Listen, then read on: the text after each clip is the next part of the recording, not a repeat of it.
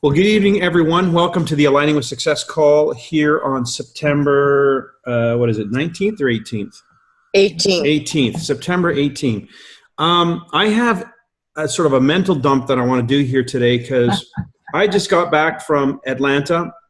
And as you know, I was in Mexico City as well. And there's sort of some dots being connected for me. And I noticed that when I presented and shared some of this information, someone is logged in from another device. If somebody's logged in as me, if you wouldn't mind just re-logging in as Econ Live. Okay, so anyway, this information is pretty critical. I think extremely critical, and I got to sort of experience it in action in Atlanta, and again today on a follow-up call, an ABC call, and I'm starting to understand how we can really, really accelerate recruiting. I mean, like really accelerate it. So where do I begin? Okay, in Mexico, this sort of started off with me referring to an identity. Veronica was trying to make a point with her team by having on one side of her, hang on, let me just get it. Here we are. On one side of the notepad she was handing out to the team to take notes at our team meeting is her logo and her company name. And then she wanted to put on the back side, so this is her company, her team, her business. But what's behind her business, metaphorically speaking, is also at the back of this booklet, is the name of the companies of the people in her team leaders. But there's a bunch of names missing, and she sort of pointed that out, saying, you know, I've been waiting for you guys to deliver this information. It'd be on here in print had you come through with your homework, which they hadn't done. But what I wanted to do was pick up on that when I started my training. And the first thing I said to them is, you are not your business. Your business is your business. It has a role and responsibility to be profitable and to make a difference in the world in some tangible, meaningful way, because otherwise, if it's not producing value in the world, then how's it going to pay you a big, handsome CEO check? So just the idea of having an identity for your business, giving it a name, giving it a presence, and then recognizing that the business vision that I referred to in earlier trainings is the vision of what this company is going to do and grow into that would add value to society. And that's the relationship that people need to learn when it comes to multiplying their time and money. It's not about adding more time, it's about adding more value. And so we're going to come back to this, the idea of a business vision.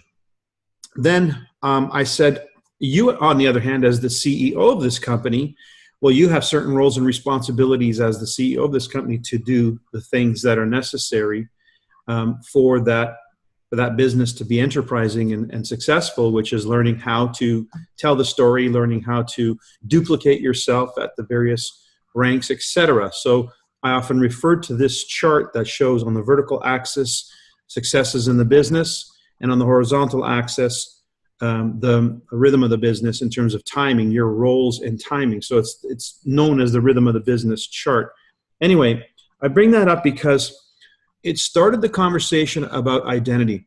The idea that people, and this also plays on the meeting that I had the day before, where it was a real business meeting.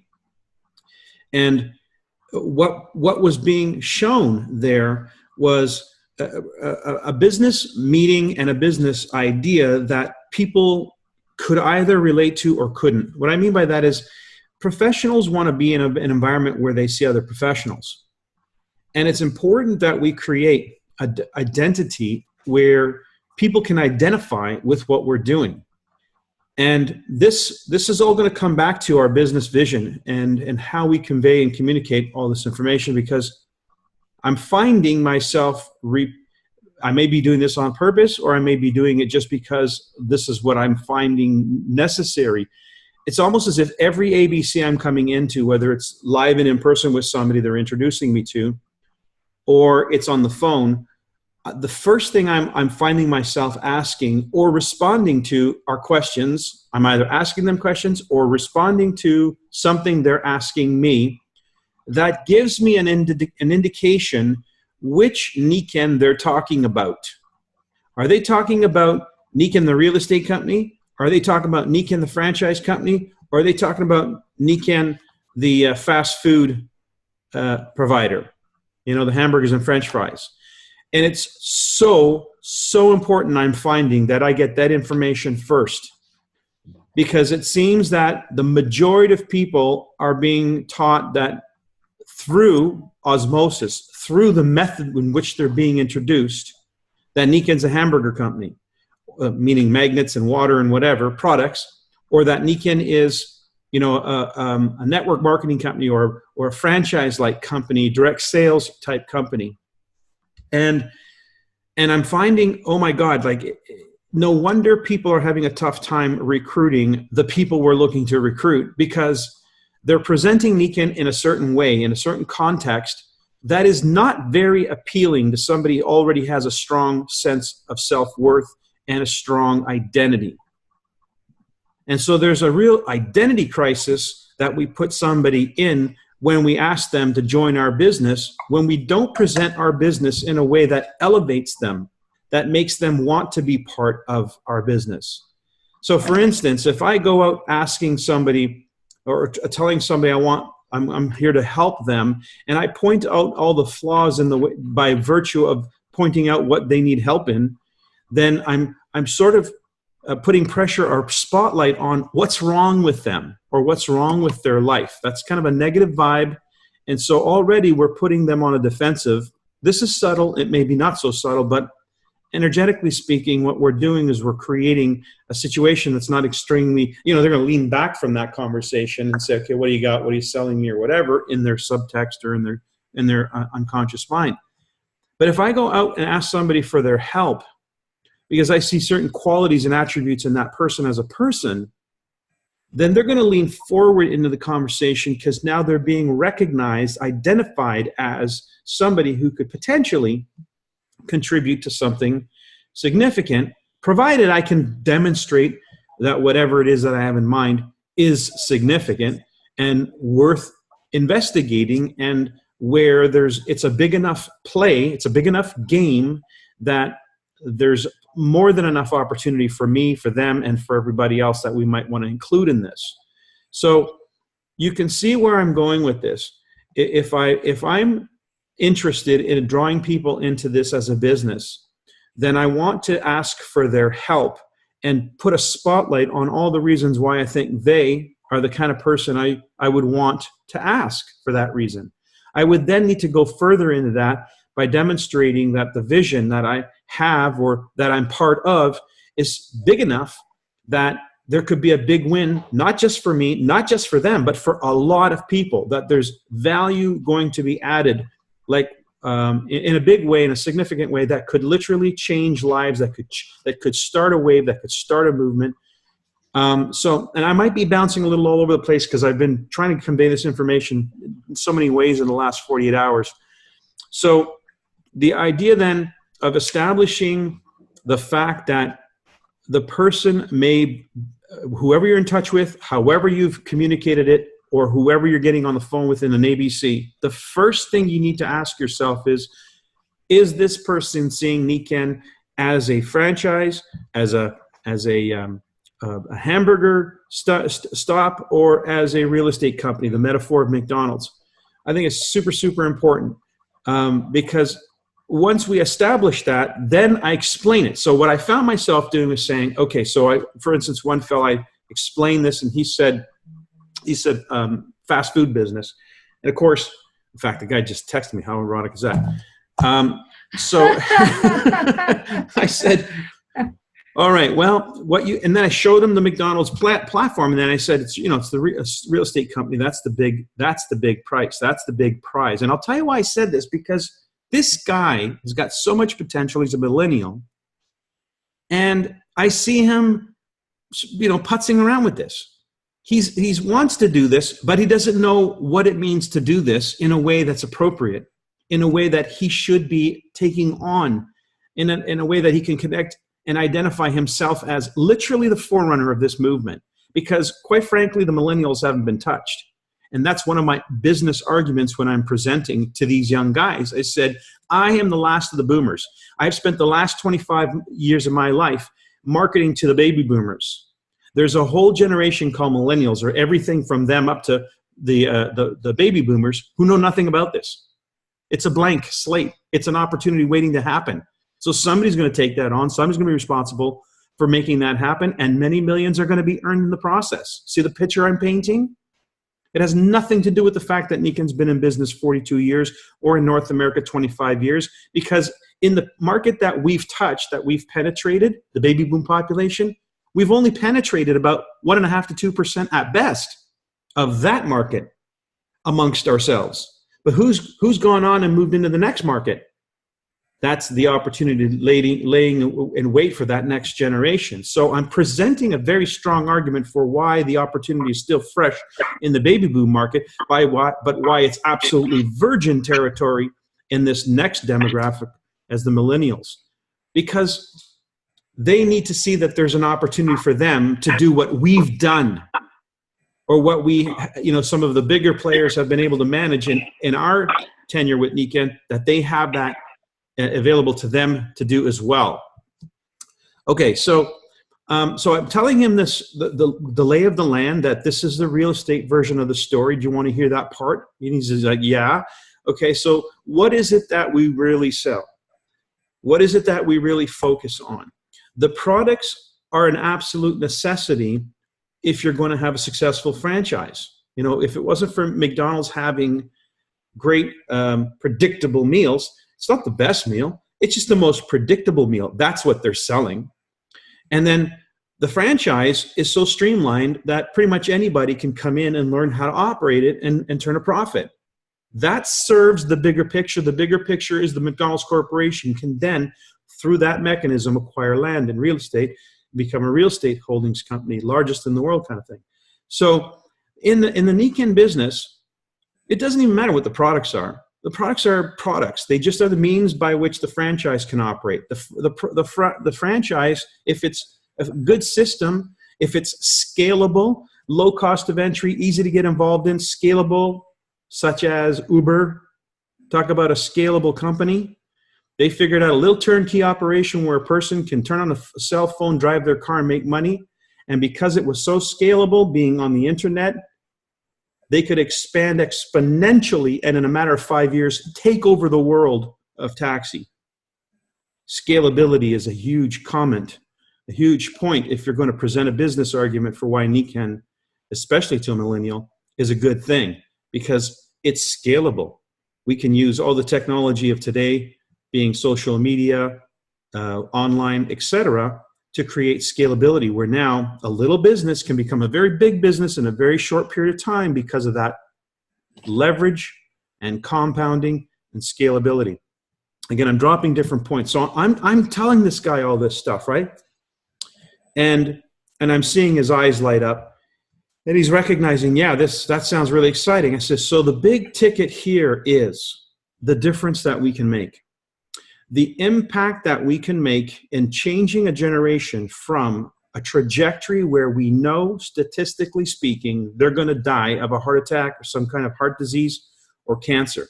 We know that the generation that came before, hook, line, and sinker, bought into a way of thinking that is resulting in a behavior that's conditioned to lead that person to an unhealthy, imbalanced life. And we could be talking about their money as well. So we're talking about changing the way people see the world and act in the world to create an opportunity to sustain themselves and create balance. That's a big picture item. That's what we call humans being more. That's about changing the trajectory of a population, of a mindset. That's a big item. That's a big ticket item. That's not a small project. So you see how that conversation is far more interesting and far more open and creates so much more potential for a person to be able to identify as a potential hero instead of a salesman.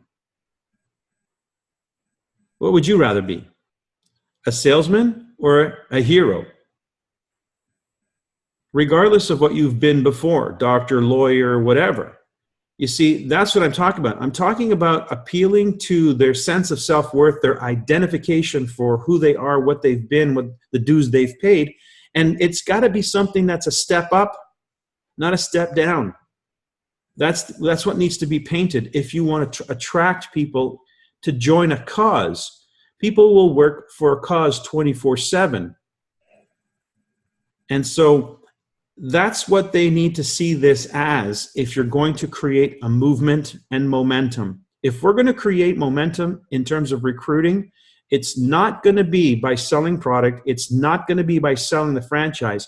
It's going to be by moving people on a deeper emotional level. And that deep emotional level ties back to who they see themselves as and how they can see themselves contributing to something significant. So what is it that we're doing that's significant? What's the story that you're presenting that they can hitch their wagon to? When I joined Nikken, the story was Japanese giant launches America. Revolutionary technology. That was a great story. But that's not the story today. That story is not what we're selling, and it's not really apropos either. But what is? And what I see is that trajectory, the idea of shifting the trajectory of people's lives. That's a big thing, because in a matter of 1 to 2 years, it could compound into something extraordinary where their 5 pillars of health are concerned.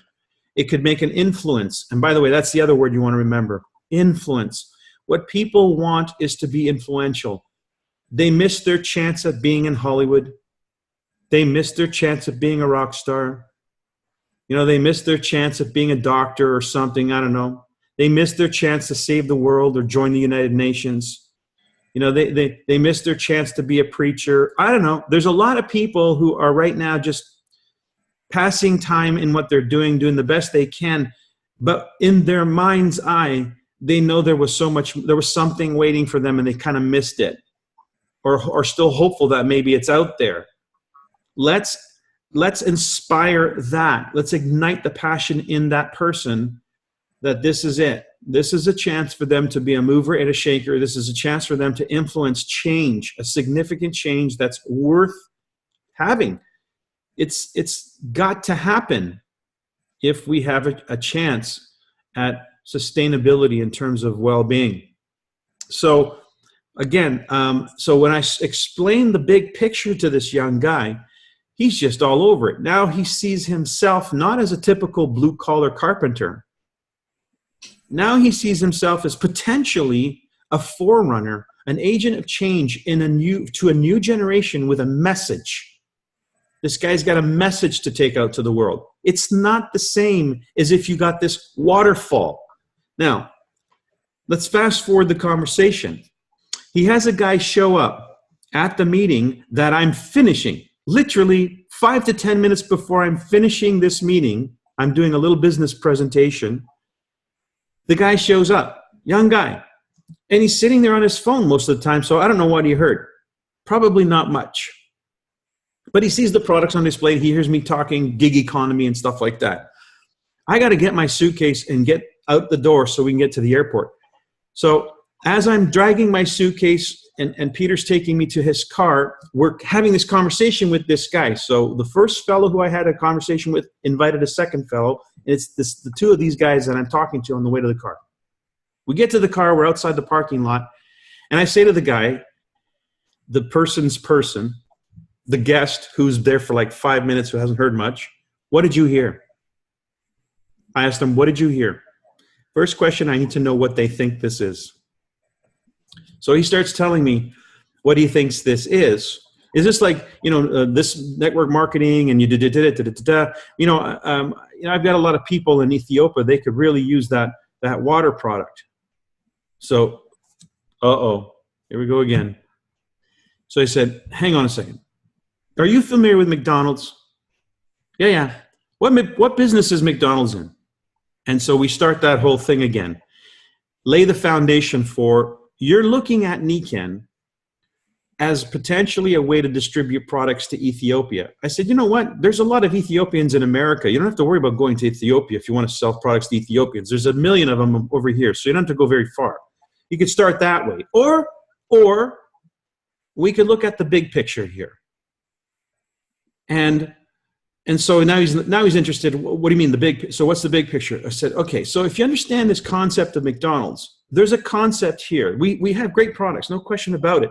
Thank goodness they're good products. I mean, they're not only good products; they're products that are here forever. Who's never not going to need water? So I mean, we've got products that are sustainable, that are good, they're quality, all that. It's going to fill a niche because it's a necessary thing. So it could have been anything. I tell them that. I say it could have been any product because a good business model doesn't need a great product. It could have been any product, but it just so happens to be a phenomenal product at product range, which is even better. So I established that point.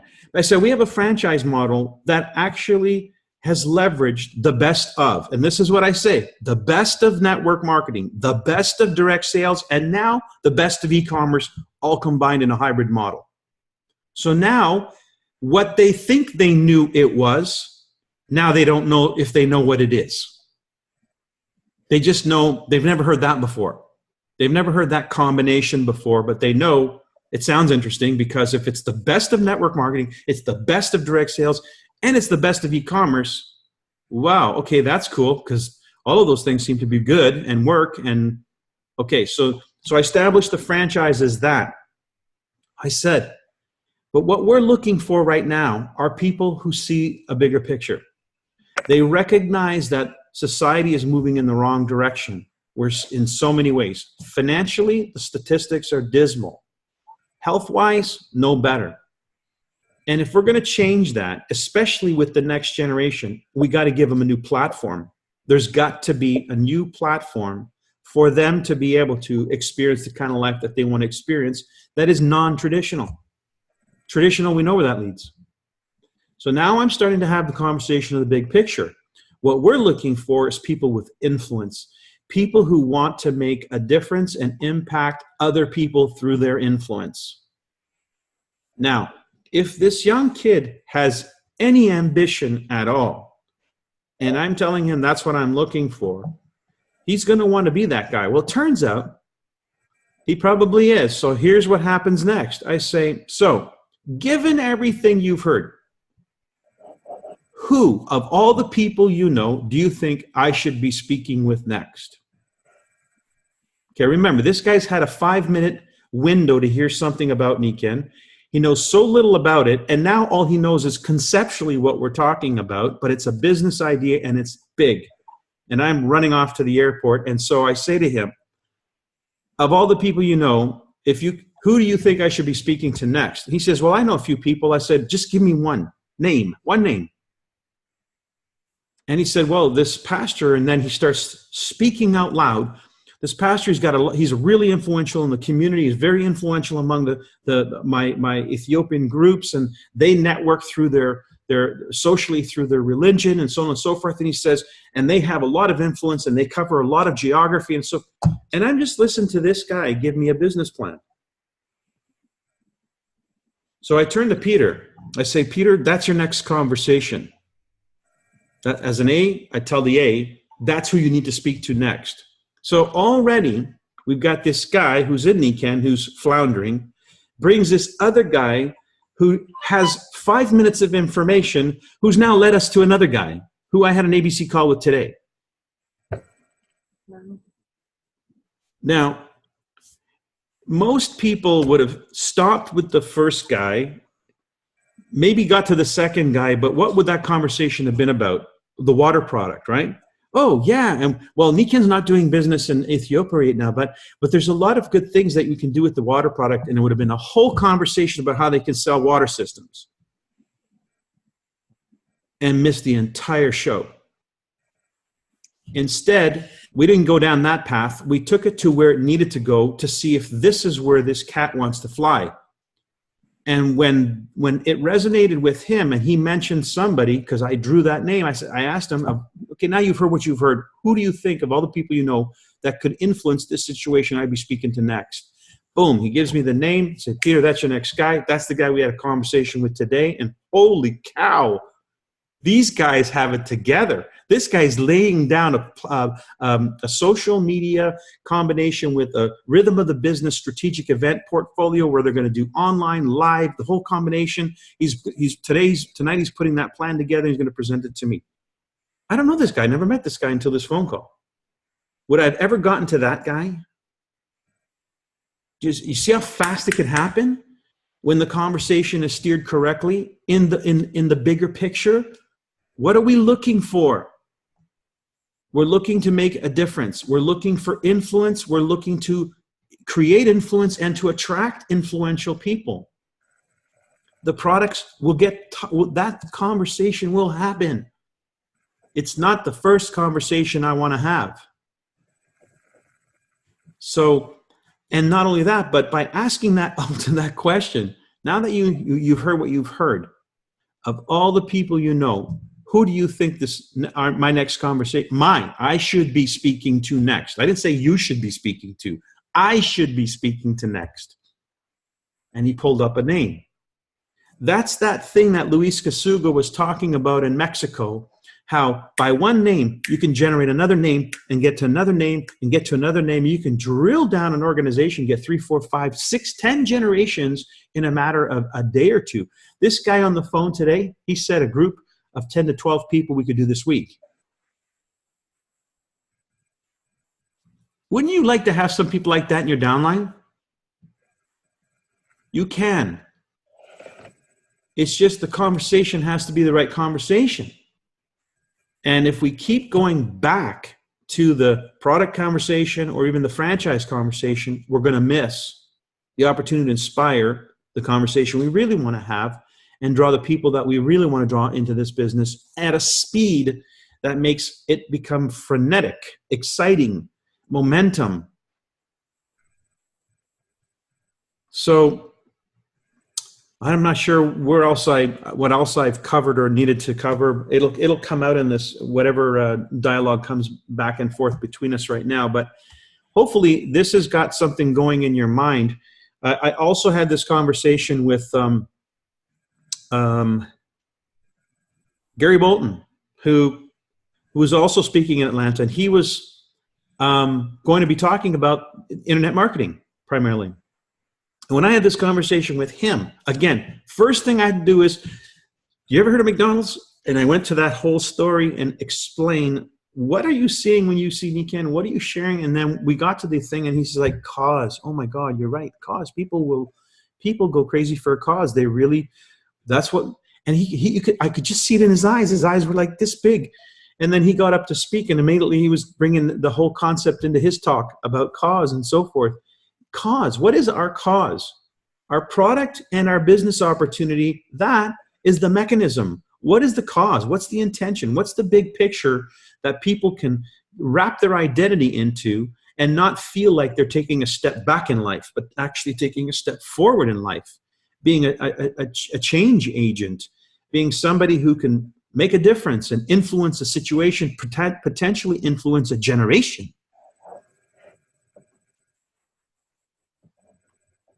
Think about that. How are you packaging humans being more? Are you always pointing it at the person that you're talking to, or are you getting them to see beyond themselves into the future of the possible changes that could be made in the world as a result of their involvement? Draw them into that big picture. Let them see how they could be one of the main players in this next wave. Any questions? Any thoughts? Comments? I'll make a comment. We've been practicing the business preview. Suzanne and I were doing it with Stan, and now anybody that shows up are having some slides. And Suzanne shared some slides of this McDonald's model that she did. She zoomed in this weekend. And a discussion ensued with confusion.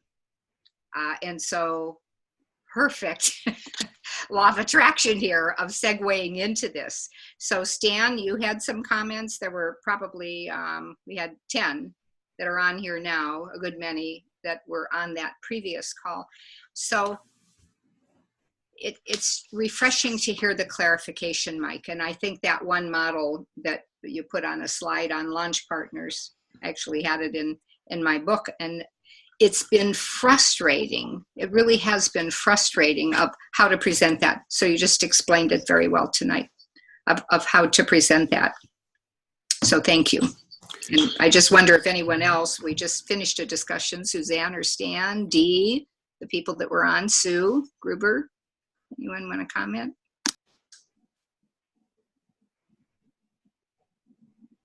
While you're thinking about that, let me throw this out. So that group in Mexico, I may have said this last week or the week before, I don't know, but it's worth repeating. And by the way, this message is going to get continually repeated this week. It has to get, we have to hit the home run here. This group, I asked the group, I took back the cause and said, okay, let's take a look at how on a practical, tangible way, Nikken can actually make an impact in society. We know a wellness home has a beginning and no end. If we were to measure the number of wellness home starts that we have contributed to and set a goal, then we can see what our market penetration is, right? We can actually go after it. It could be something worth going after, 130 million homes in USA alone. So if I said to you, Stan, the goal is, and this is what I said to one of the leaders there, I said, the goal is 10,000 new wellness homes in the next 3 years. How many of them do you want them to be, how many are you going to be responsible for? So this is a group in a round circle of Veronica's team. And I asked that, pointed to one person, said, how many are you going to be responsible for? That person was caught off guard and they said, 1,000. I said, 1,000 in 3 years? You divide 1,000 by 3 years. That's like one wellness home a day. You could do that yourself. You wouldn't need any help to do that. What would be the point of building an army when you don't need to? So on a subconscious level, you won't. You see what I mean? Unless the cause is there, unless the need is great, you're not going to get help because you don't need to. So 1,000 wellness homes is simply not going to cut the mustard because you're not going to build an army to sell 1,000 wellness homes or get 1,000 wellness homes. Now, it's still good. 1,000 wellness homes is better than none, but we got 130 million just in the US alone to start. And if our market penetration is accurate, we've done very little. And you're not going to talk to the aging baby boom population the same way you're going to talk to the millennials. Millennials don't care about pain. They're not interested in your pain relief stories. They want to know how they can make more money, have more energy, have more vitality, be more influential, spend more time with their friends doing the things they love to do. If you can explain how Nikken can fit that bill, then you'll get them. Bob Proctor used to say, just find out what somebody wants to buy and sell it to them. So Nikken is what we're selling, but you just got to shape it and mold it into what it is they're after, because it's a vehicle and it can create that kind of a situation in just about anybody's life. Stan, you went off mute. Let's hear what you got to say. Oh, that was my story. Oh, you just said millennials don't want to hear pain. They don't want to hear your story. There's my story. Now where do I go? That's your story. That's That's your story, Stan. That's your personal story, especially good for the aging baby boom population who's in pain. But if you want to attract the next generation, what's the story that you want to be talking about? You want to be talking about how this has made a difference in your life, not on a pain level, in a lifestyle way. Gotcha. What can you do now? What's the advantage of having had a Nikken business? Yeah, it's just like what you said. Your flex pad changed how it changed your life. Gotcha. Yeah. Gotcha. Yeah. So it's just shaping it so that it's more relevant to the people we're looking to have this conversation with. And you will shape it accordingly to whoever you're shaping it for. But there's not that many demographics. Like, we've got the baby boomers and we've got the next generation, essentially, which consists of the millennials. And so how do we appeal to that group of people right here, right now, to have them want to join us and quickly and without having to get into so much detail? You know, I can't believe I'm on a phone call. This is 1, 2, 3, 4 generations down of people. I only knew one of those guys when they didn't hear anything. They didn't hear me do a presentation. I don't even know what they know, but they know enough to know that there's an opportunity here. And these guys are talking business. And the products, well, the product's great. Whatever it is. We'll figure that out. But they like the idea of being able to have a business that can fly. And by the way, here's another thing. The Uber metaphor is huge. What is Uber? It's a company that empowered people to be able to be self-employed. And because they created such a simple turnkey scenario, they were able to expand and scale exponentially to the point where literally in 5 years, they changed the entire industry. They own the taxi industry. That's what I'm talking about. It's good to use that metaphor. It's good to use that story. Why? Because who doesn't want to be part of the next Uber? So I'm painting the picture that Niken is conceivably and possibly that in the realm of health and well-being, in that space. We can. The other thing I talk about is Amazon and Walmart. How fast Amazon in the last 5 years has just surpassed Walmart, almost twice the size of Walmart. Why? What did they do that's so special? They don't sell anything that's special. They sell everything that Walmart sells. It's just they sell it in a way that anybody can get at. See, it's the means. They change the way we shop. It's not about the product. They change the way we shop, and that's worth something. And so you buy whatever you want to buy on Amazon now, the same you buy at Walmart, but you only buy the things that you're actually shopping for. Where do you go to find something you don't know exists? Where do you shop for that? That's where we come in. We're in that space, and that's the words I use. We're in the space where products are unknown, where they still need a way to get the product out there and enough penetration before it ever makes the shelves of Walmart or Amazon. In that space is where we live. To create 10 to 15% market penetration, that's our space. And now we're just going to take the best of Amazon, the best of Amway, the best of Avon, the best of all the things that has worked, shape it so that we can own that space in the wellness sector. Tell me something. As you're hearing me say this, does this inspire you? Does it sound like fun? Like owning a space, like being important, like finding our niche and creating an avenue for change. It doesn't have to be about the waterfall. Eventually, it's going to come down to do you actually have something worth selling? Oh, yeah, and hands down, we got that in spades. Wait till you see that. And when you have that conversation, they're going to be so excited about the business opportunity that when you deliver those products to the test, they're just going to go ballistic on you.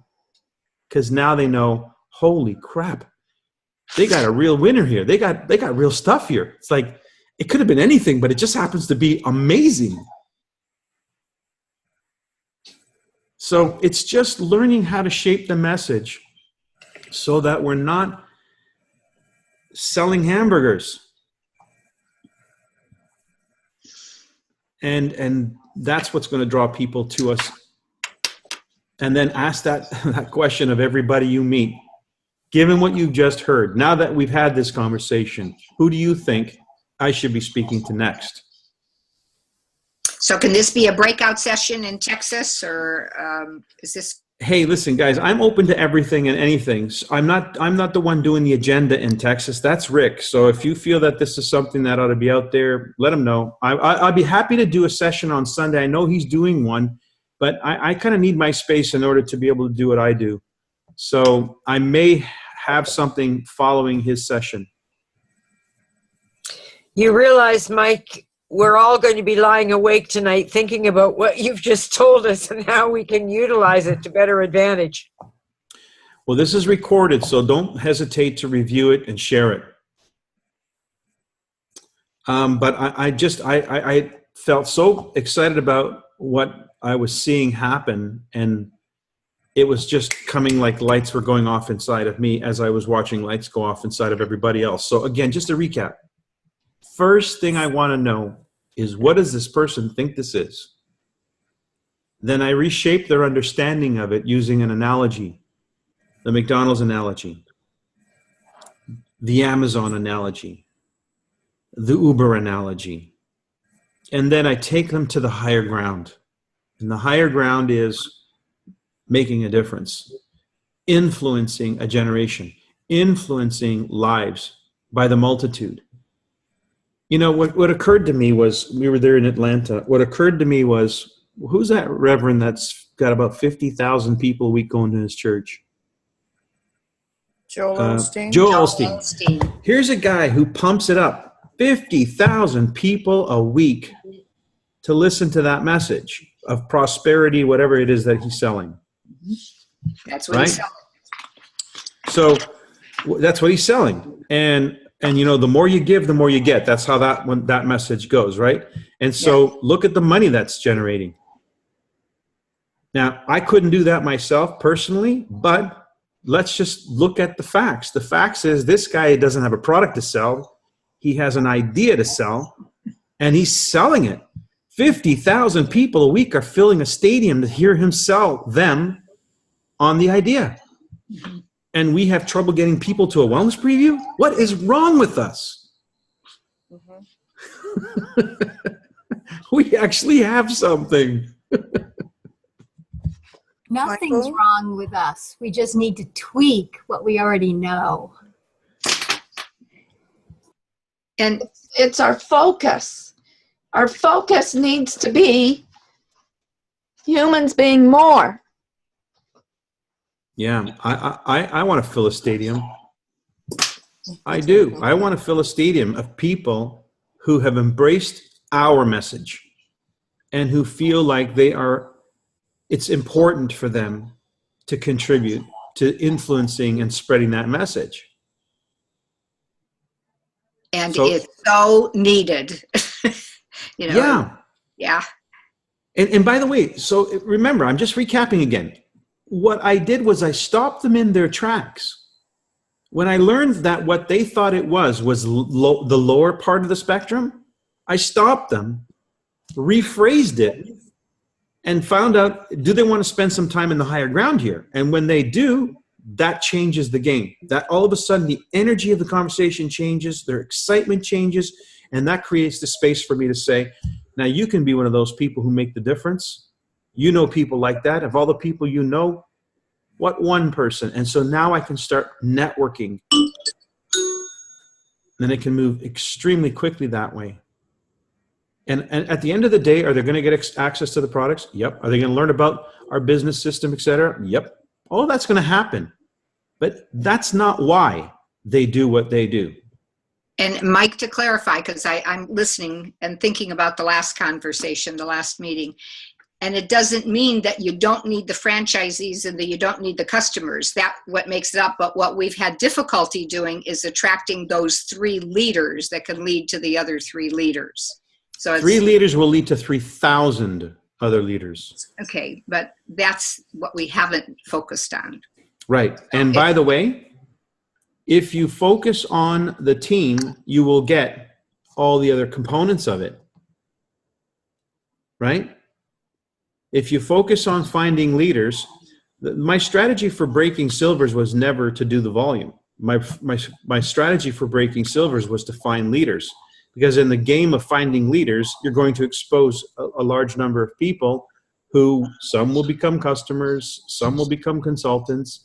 In the game of finding my leaders, my focus is dead set on finding my leaders, and I'm glad to help the customers. I'm glad to sponsor some people and get them started as quickly as I can. That generates volume, that generates structure, that generates rank advancements, but it's not without focus. The focus is on finding the leaders. It's breaking through the board. You got to see beyond the board. What's beyond the volume? People. We're in the people business. By the way, that's another line. You want to be in the product business, you want to be in the people business. That's right. So the comment that I made about the Michael? gentleman making $5,000 a month in the selling products online, I said he's in the sales business, he's in the e-commerce business, and I'm in the people business. You can make 10 times that. Yeah. Somebody asked a question. Yes, Michael, can you hear me? Yep. This is Lyndon Lakewood, Washington. This is what I'm getting from what you're saying. I'm going to put it in a capsule. I see visually as well as I'm hearing. Mm-hmm. And what I hear you say is we're doing a tweak of our paradigm, verbal paradigm shift. We're creating a different mental picture for not just the baby boomers, which I'm one of, but also for the busters, millennials, whatever they're called. We're painting a picture that they can relate to. And that we're taking away the products and all the menagerie that's there, but we're painting that picture first. Yes. And we're also creating what I've learned from Mark Cuban after looking at Shark Tank. We're creating also a FOMO, fear of missing out. Yes. You know, that's what FOMO stands for, fear of missing out. We're creating a picture for them that this is something they may not want to miss out on. Yes. Imagine that. Does that kind of make sense there? It's like, I don't want to miss it. Whatever this thing is, I don't quite get it. I don't know what it's shaped. I'll have what she's having. Yes, that's right. I don't want that. Yeah, I don't want the FOMO effect. Oh man, I remember that woman talked to me 3 years ago, and wow, look where I could be. So that's what I'm getting. That FOMO effect is what this is. FOMO. Yeah. How do you spell it? FOMA. Fear of missing out. Yeah. Sounds like FOMO. you need to watch Shark Tank. And that's that. I borrowed that from Mark Cuban. He's only a multi-billionaire. It's So, perfect. hey, yeah. You know, that's a great show because if you look at, they talk about valuation, how do you put value in a business? And so, Yes. and by the way, our business, I talked to Ben, he and I are going to really spend some time on massaging the business presentation because we want to incorporate this into our business presentation. We want it to speak this language and share these concepts, these images, because people need to know the power of our business. The idea that a business you can get involved in, like Uber, for pennies on the dollar. I mean, even Uber's $500 to $800 a month before you turn a dime. You got to have a car. You got to have insurance. You got to have gas. You got to have a phone with a cell phone bill plan. You know, that's $500 to $800 before you turn a trick, right? That's the way it is. In our business, $99, you're in profit. So we have the business model. That's another thing. We have a business model. That's what we're selling. Our business model is much more advanced than the traditional business model. And because it is, and it's turnkey, it's scalable. Scalability is a big thing. How do you grow something? It has to be bite-sized but scalable. That's the word. So it's like a little mini franchise that you can multiply quickly, scalable. Rapid scalability. So these are buzzwords that make sense and help people in very little words understand the power of it. You're explaining the power of the business model, the power of the concept.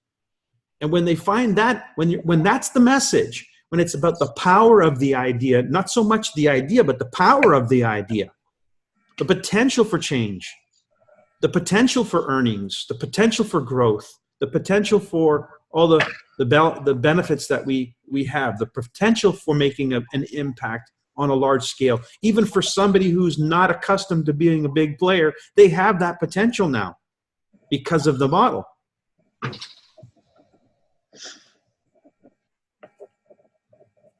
Yeah? Yeah. I'm telling you guys, it's time. It is time to go from first gear to fifth. Yes. But it clarifies the teach 3 to reach 3. It really does. Yeah, I changed the slide, the slide that shows the thing of the system, the 5 steps of the system with the little seedlings. I added ABC. The leverage equals ABCs, and compound equals teach 3 to reach 3. So we're leveraging and compounding. Those are 2 buzzwords that you cannot. That's another thing. Write this one down. When you go to talk about business, talk about those 3 things. If you're not leveraging and compounding, you are not going to create financial freedom. Period. If your money is in direct proportion to time equals money, that's the nature of your vehicle, you'll never create financial freedom. You've got to move from the left-hand side to the right-hand side of Kiyosaki's equation. That means you've got to leverage and compound. So you'll put that one in there too? Yep, that's in there now. And then the fact that the business is scalable, that's how a business like Uber can just become, or Airbnb. There's another example of scalability. Simple idea. It's a concept that anybody can adopt really quickly, and all of a sudden this company becomes the biggest hotelier in the world. So that's our mission. Our mission is that it's to package Nikken in a way that people who are ambitious will quickly understand the power of this vehicle. So everything that I've been talking about is the recruiting conversation.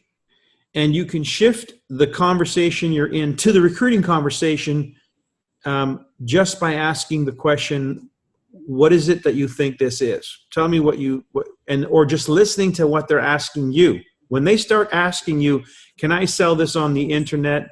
What are they asking you? Can I retail? Yes. Are there better mousetraps for retailing? It's like, whoa, time out. That's part of our business, but I think you may have missed the big picture here. Are you familiar with McDonald's? Yeah. Well, what business are they in? And so that is my transition to reframe so that we can have the bigger conversation, and then the bigger conversation will determine whether or not this is a person who wants to be identified as a game changer, as a agent of change. Again, this is now appealing to their identity. Who do they see themselves as? Most people want to be the hero. They just never found a way.